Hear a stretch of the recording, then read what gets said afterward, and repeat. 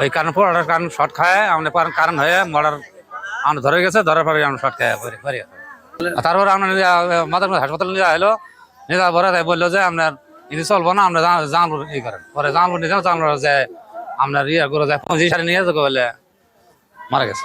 আর সকাল 7টার পরই তার দেড় ঘোড়া একটা ছোট মোটর চালু করবে যায় বিদ্যুৎ শর্ট খায়ে ওখানে পড়েছিল।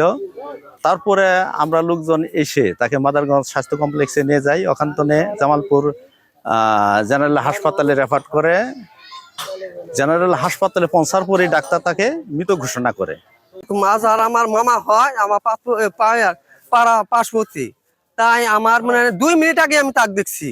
2 মিনিট আগে তাই ফিতের ওই পাশে যাইয়া দেখতে লাগছে। আমি বাড়ির মধ্যে আসছিলাম, বাড়ির মধ্যে আসলাম, আইসে দেখি যেন তাই আমি আবার বাজারও যাবো আসতে দেখি যেন তাই চিত্তর হয়ে পড়ে আছে। আমি অত্যার্য হয়েছি। পরে আমি আর তাক বুলাই নাই, আমার খেলে হলো তাক বুলাইলে আমাকে শর্ট করবো। মোড়ারে গুঁড়ো পড়ে আছে, আমার খেলে হলো তাই সরি খাইছে অবশ্য। পরে আমি কি করছি, আইসে মোড়ার তাকে বাড়িতে আইসে 9 পদ্ধতি দিয়ে আবার দৌড় বাইরে যায় তাক ধরে আইনা বাড়ি তুলছি। বাড়ি তুলে বাইরেন বেরেন মেলা কিছু করছি, করার পরও তার কোনো শেষ পাওয়ার আমরা পাই নাই কোনো। ওইখানে পরে আমরা হাসপাতালে দাঁড়িয়েছি মাদারগঞ্জ দাঁড়াইছি। মাদারগঞ্জ ধরে নাই, নিয়ে গেছে জামালপুর তাহলে তাকে মৃত্যু ঘোষণা করে দিয়েছে।